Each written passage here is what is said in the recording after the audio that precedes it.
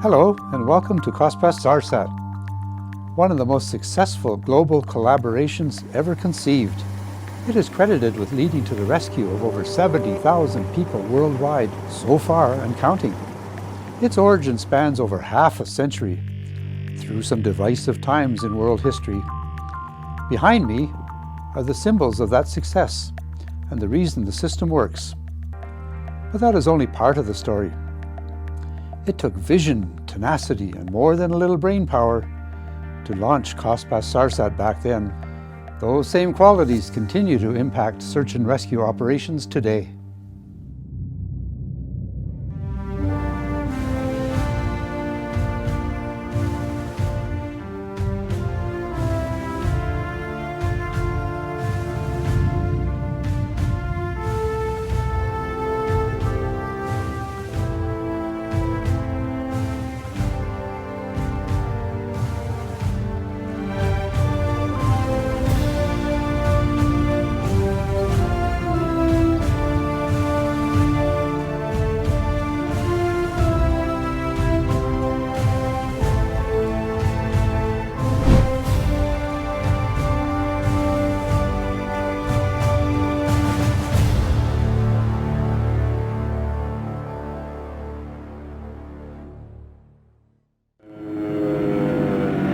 Mayday, mayday!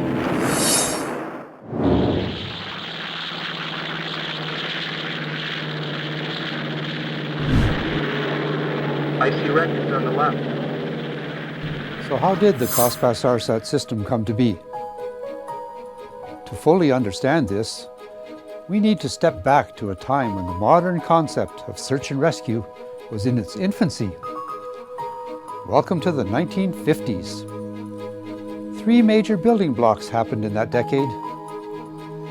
Standardized search and rescue procedures were developed, solid-state transistors were invented, and portable SOS radio transmitters were introduced. They all contributed to a seismic shift in search and rescue, a shift that revolutionized saving lives worldwide. We have to go back to World War II, 1943 for this one. A former bush pilot, Wap May, formed the first para-rescue unit in order to rescue pilots who crashed while ferrying newly built warplanes from Edmonton, Canada, via the Northwest Staging Route to deliver aircraft to Alaska and the Soviet Union. He felt too many pilots suffered needlessly because help could not get there fast enough. Pilots were dying of exposure. His idea, train men with survival skills and medical training to parachute into the crash site to help the survivors. Both the U.S. Army Air Force and the Royal Canadian Air Force found the idea of aerial rescue crews so innovative that Wap May's para-rescue squad became the template for search and rescue after the war. Yeah, I mean, I think PLBs came first because the military were driving this. Then ELTs. Well, the fact that the technology had been developed for the military beacons, particularly at 121 and 243 megahertz, meant that it was easy to transition that over to commercial applications. Well, before there were effective beacons, yes. Really what you had is a call for help on the radio, or they were overdues. And heaven help you if you're out looking for an overdue, because they could literally be anywhere. You're just searching square miles of open ocean. When we got beacons and things, with the activation of a beacon, an EPIRB or some other ELT on an airplane, they were dependent on an airplane flying over, being tuned to the right frequency and hearing the beacon.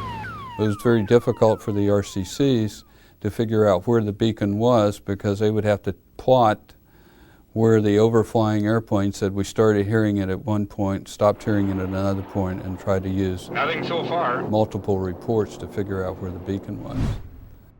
Here's what the inside of a typical 121.5 megahertz ELT looked like in the 60s.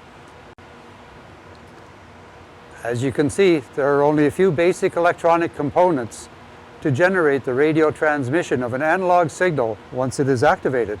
That could be manually or by a simple gravity switch to activate it automatically in the event of a crash. Such battery-operated beacons were never feasible in the days of vacuum tubes, so they could only be built after the transistor was invented in 1947 and put into production in the 1950s and 60s, along with the development of satellites. So the transistor era really allowed that miniaturization to occur. The aircraft has many other systems in place. You want it to be as small as possible. Vacuum tubes would not be feasible in that. You think of your old TVs that were this large. So transistors allowed that small footprint to happen. You couldn't get that with vacuum tubes. Beginning in the 1940s, a scientist named Harry Stephenson started working on designs for a crash-resistant radio distress beacon that would release and fall away from an aircraft at the moment of impact. After the war, he convinced the National Research Council to allow him to develop the concept, as he felt that existing distress beacons were insufficient in many crash situations. Well, Harry was quite the visionary. The design of the crash position indicator today concept is very close to Harry's original patent. So Harry Stephenson envisioned a beacon similar to this being deployed away from the aircraft. This particular beacon, this is the part that fits flush to the aircraft. In the event of a crash, the airfoil release unit deploys the beacon away from the aircraft. In the 50s, aircraft and ships vanishing without a trace were the norm rather than the exception. With no explanation as to what happened, the information void was filled instead with urban legends and conspiracy theories about aliens or the Bermuda Triangle. The technology that could improve those odds did not yet exist. And then, a real out-of-this-world event took place that would forever change our view of the planet.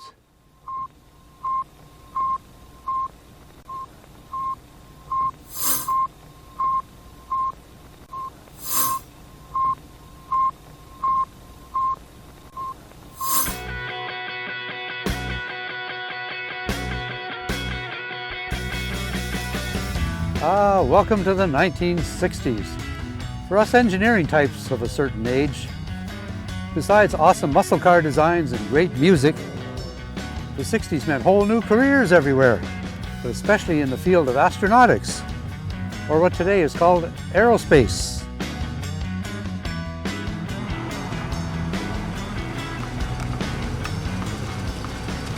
Those engineering disciplines did not even exist before.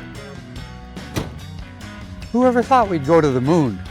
That was just science fiction till the 60s. And it all started with a 100-kilogram silver sphere transmitting a one-note radio signal orbiting above the Earth that would launch an all-out space race. For that competition to be first would lead to amazing scientific and engineering breakthroughs at space agencies around the world. Although space at the time was considered the final frontier, it is what evolved because of this race that was the true gift to mankind. And we were and continue to be part of that gift. 121.5 megahertz emergency locator transmitters, or ELTs, like this one, were originally designed for military use, but by the 60s on their way into general aviation. Although not mandatory, ELTs would prove useful when they worked to bush pilots flying aircraft like the one behind me, who suddenly found themselves in distress in remote northern areas of Canada or Alaska.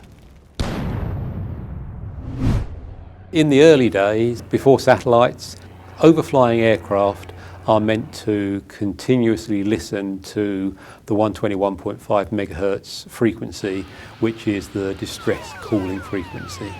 You were reliant on an overflying aircraft listening in on that frequency, hearing the swept tone distress alert and radioing into an air traffic control centre to say we've picked up a distress alert.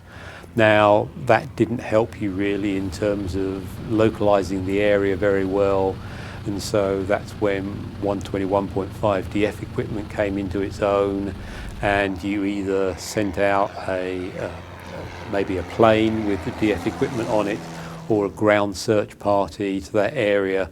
But it was a long, protracted process that often meant that you perhaps didn't get to the crash survivors in time, unfortunately. International regulations allow you to use any and all means at your disposal to signal a distress alert. So, you know, you could send up smoke signals if you want to, you could light a fire. People used to lay out, you know, help in rocks on the ground. There's obviously flares, you can have a flare gun, you can have flags. There's all these means from earlier periods that people were using, but obviously they rely upon visual sighting, which means that the search and rescue people have got to get close before they can see them, which is why satellites are such a big innovation in that respect. Before Cospas-Sarsat, at the RCC located at Scott Air Force Base, everything was handled via telephone, and active cases were denoted on a big wall map, to which symbols were placed by magnetic. And then the controllers would look at the symbols and keep a case file, which was all manual. There were no computers at that time. Everything was done manually with paper, pencil, and telephone. Very few aircraft carried a distress beacon in the 60s, as it was not mandatory, and many felt the beacon to be expensive and completely unnecessary. So when pilots did get into a distress situation, they had to be creative in order to attract attention. They were not always successful, and some were never found. The difference then is we got a mayday, usually on a VHF FM radio on 121.5 or similar frequencies, in which case we'd have to take information that boat or aircraft would have passed prior to an accident or mishap happening. What that means is we're going out looking for a needle in a haystack, because we have a general idea, depending on how long it takes us to get on scene will depend on how long it takes us to find that vessel or aircraft in distress. So it could take a day, it could take 2 days, 3 days. Without having an exact position, it's very difficult to find folks. It's a great big ocean out there.